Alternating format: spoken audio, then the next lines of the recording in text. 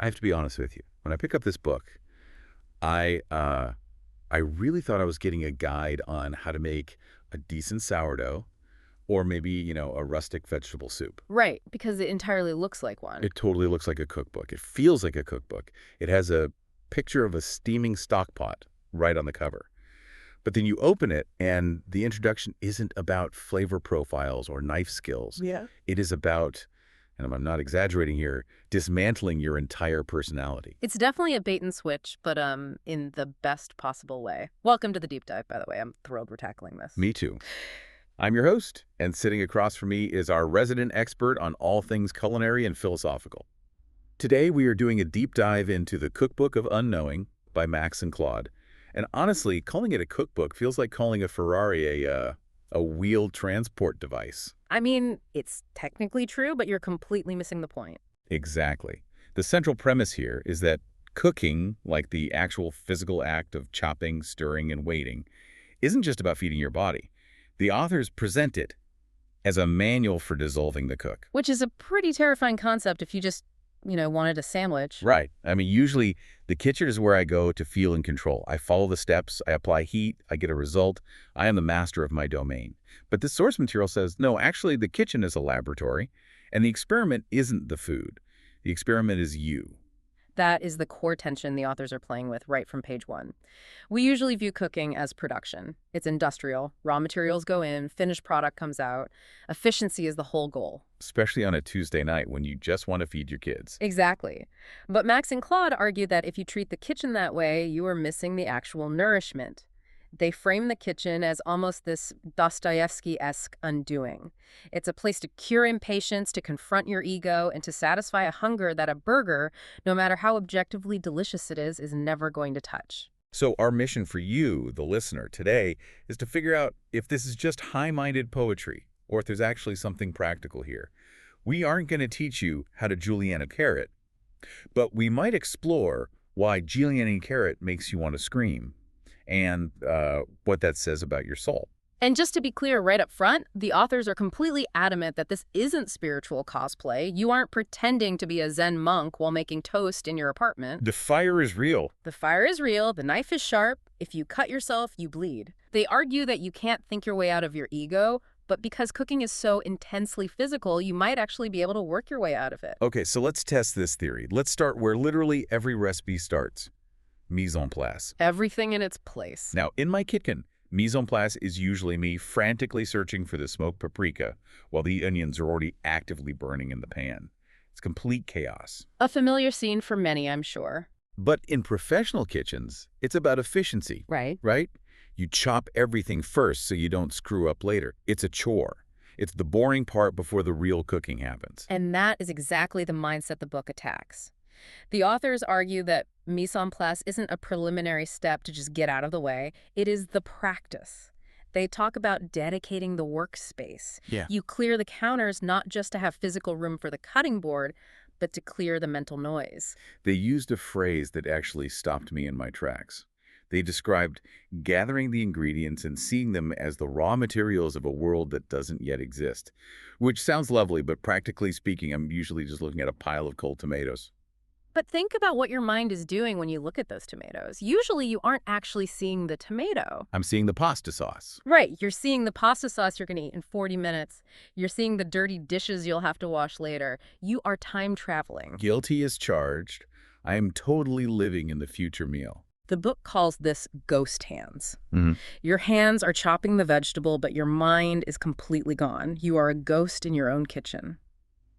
The practice of mise en place, the slow, deliberate arrangement of the ingredients, is about dragging the mind back into the body. It's about acknowledging that the tomato doesn't know it's going to be sauce yet. Exactly. It is still just itself. So the goal is to stop treating the present moment as just a stepping stone to the future. Precisely. Because if you're always rushing to the eating part, you miss the entire process of transformation.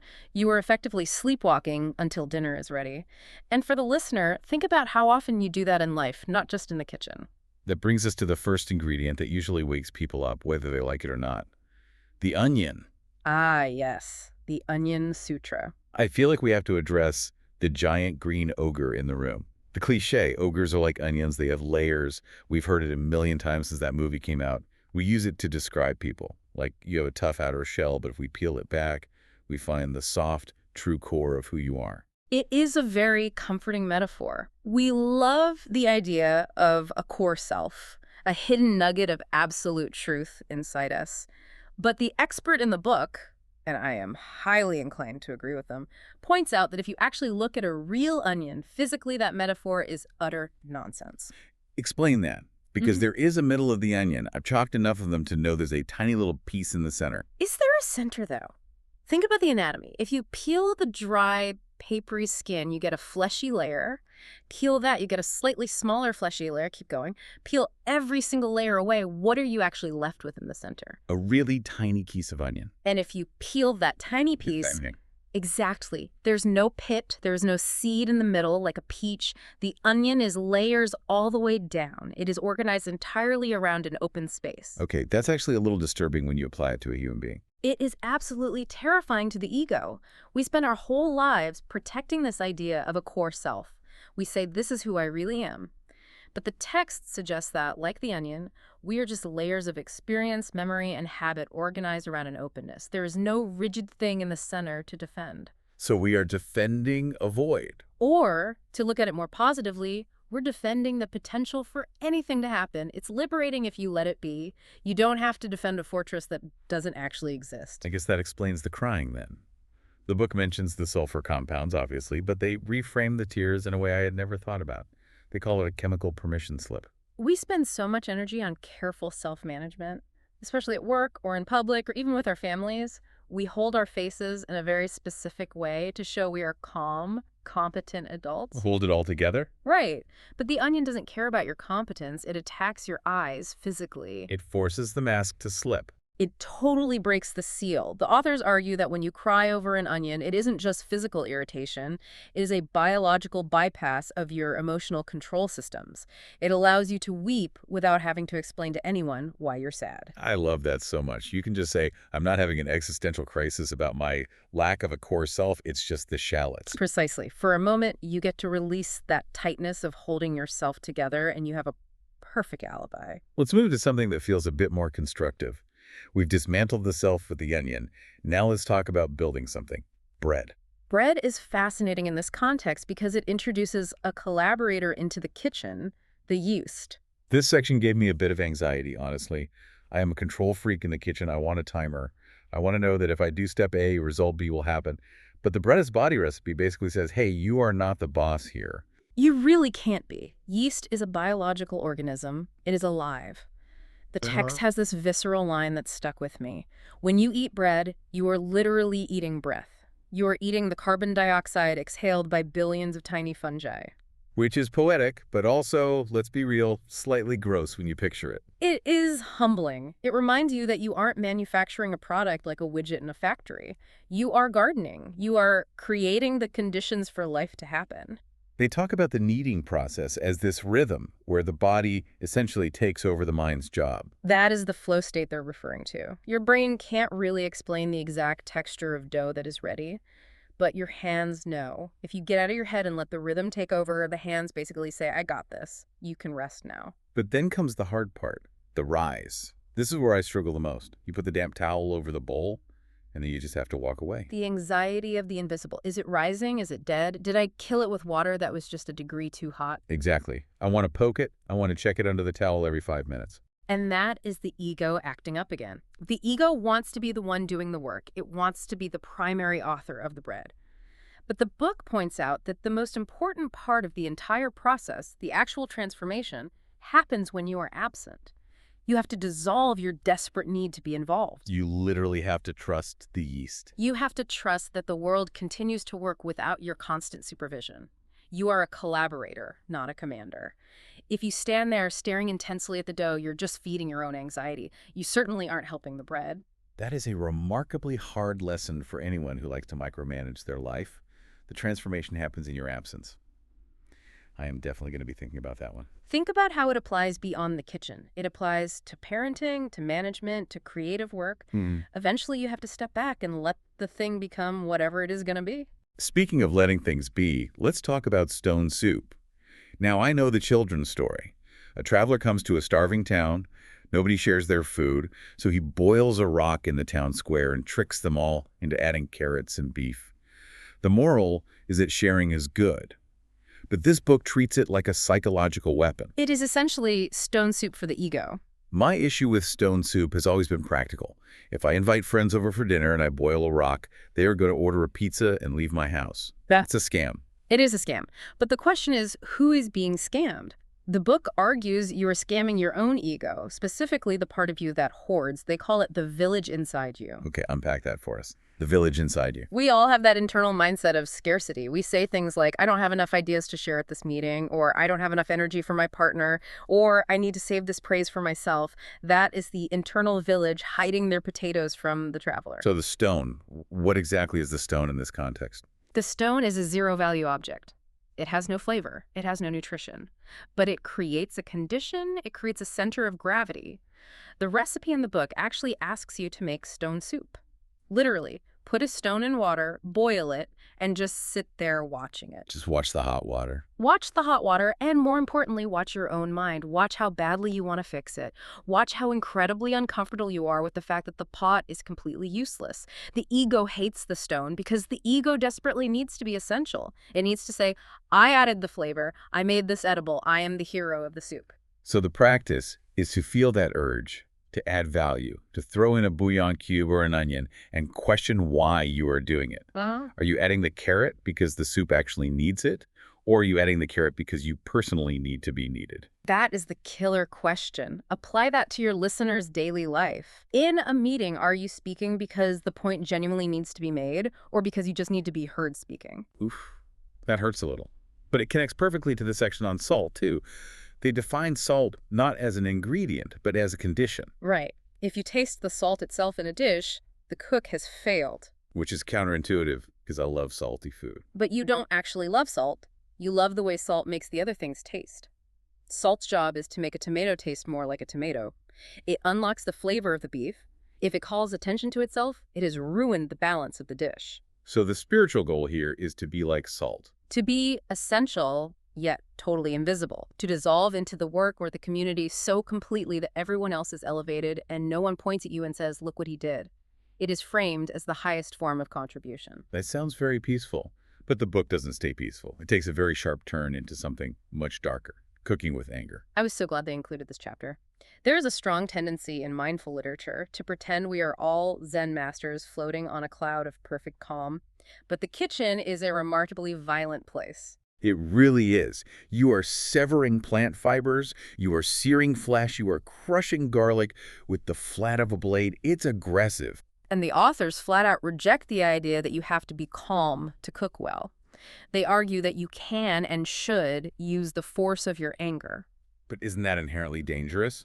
If I am furious and I am holding a 10-inch chef's knife, that seems like a recipe for a hospital visit. The critical distinction is where you direct the energy. You don't direct it at the food in a sloppy, chaotic way. You direct it into the technique. You let the anger fuel the downward motion of the chop. So you aren't hacking away like a maniac. You are channeling the rage into precision. Exactly. The knife doesn't judge your anger. The knife doesn't care if you had a bad day at the office. The knife just needs force to cut through a dense winter squash. If you give it the force of your frustration, the knife actually works better. And for the cook, the anger moves through the body and out into the cutting board rather than staying stuck in your chest. Better to chop the onion aggressively than to snap at your partner when they walk in the room. Much better. And the food, they claim, tastes more alive because of it. It has a real intensity. But then we get to the recipe that I think I'm actually too scared to try. The Feast of Nothing. It is undeniably the most confronting chapter in the whole book. Walk us through this scene, because it's not just about skipping dinner or intermittent fasting. No, it's highly ritualized. You have to set the table. You use your absolute best china.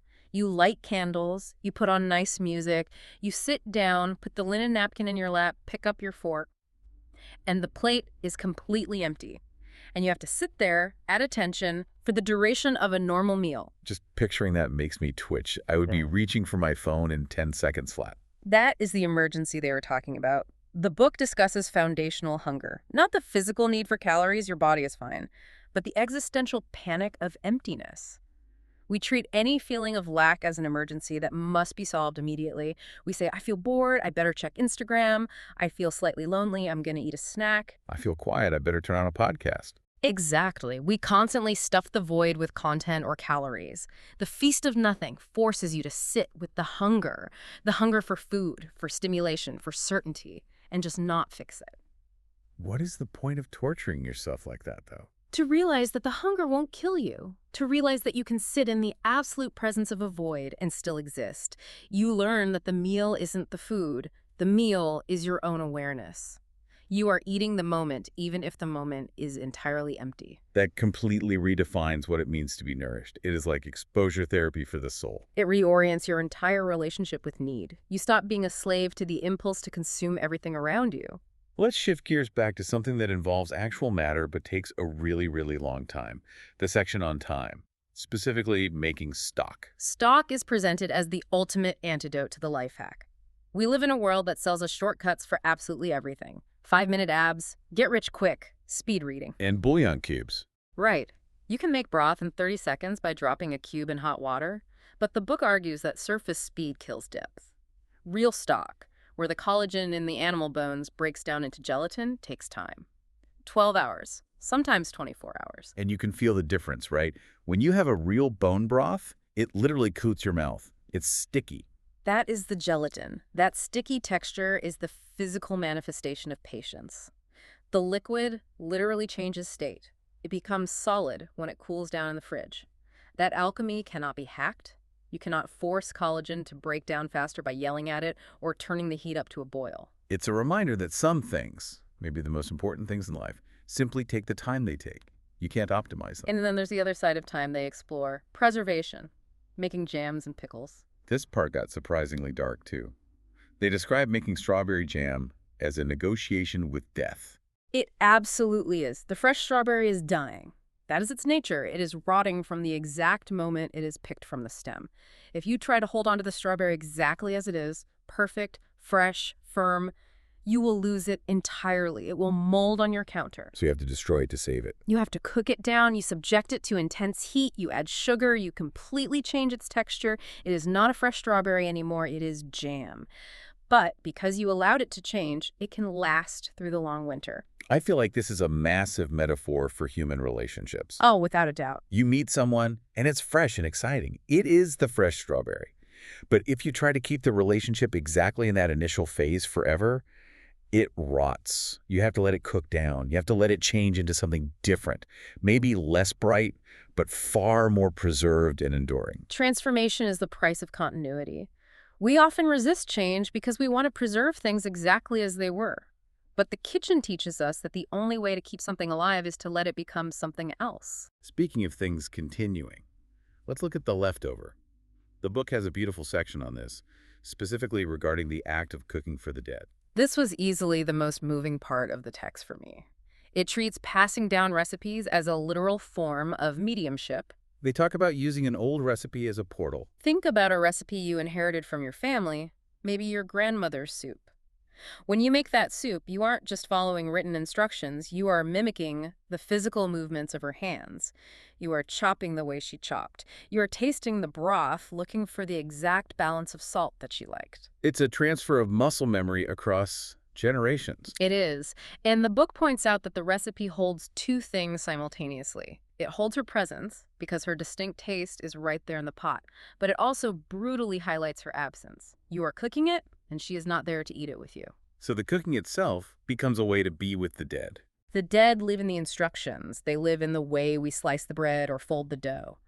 It is a profound way of saying that nothing is ever truly gone. It just gets folded into the next dish. So we have boiled rocks, we've cried over onions, we have stared at empty plates, and we've channeled our ancestors. Where does all of this leave us? The book ends with a concept called begin again. It returns to the classic Zen concept of beginner's mind. Which is really hard when you actually get good at cooking. Yeah. Once I know how to roast a chicken perfectly, I stop paying attention to the chicken. I just go on autopilot. Expertise is a trap. It becomes a prison of certainty. You know how the soup will taste before you even make it, so you stop really tasting it, you stop looking at the ingredients? So the expert has to actively trick themselves. They have to consciously strip away their own certainty. to look at an egg as if they have never seen an egg before in their life. The book argues that the kitchen is always new because the fire is slightly different today, the humidity in the air is different, and your specific hunger belongs only to this exact moment. You can never step into the same kitchen twice. And the final transformation they reveal isn't the food at all. No. The final transformation is the cook. The heat and the physical practice change the person standing at the stove. As the authors put it, the cook becomes the cooked. You have been seasoned by the work. You have been softened like the onion, or you've risen like the bread. So what does this all mean for you, the listener? For the person listening on their commute who might just grab takeout tonight? It means that the kitchen is just the training ground. That is the provocative thought we want to leave you with. If you can learn to pay attention to the silence of rising dough, or respect the resistance of a carrot under the knife, the real challenge is to bring that same quality of attention to the rest of your life. To the commute, to the difficult meeting at work. Exactly. Can you bring mise en place mind, that dedicated, uncluttered focus, to your email inbox? Can you bring the patience of stock making to a long-running conflict with your spouse?